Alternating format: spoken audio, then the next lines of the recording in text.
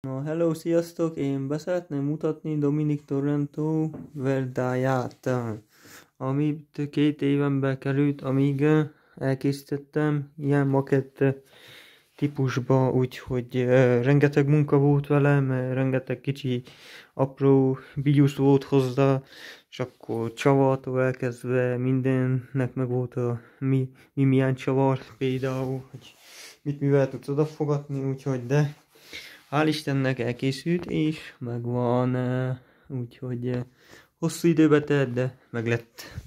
Úgyhogy be szeretném mutatni a képen, hogy néz ki, úgyhogy, és most kinyitom, és körülbelül, hogy mekkora helyet fog elfoglalni az egész makett.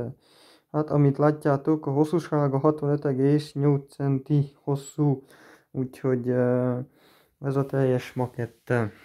Aztán már csak a vitrínbe kell bekerüljön, neki van külön vitrín, úgyhogy azt összerakom, és még jelentkezek egy újabb videóval majd.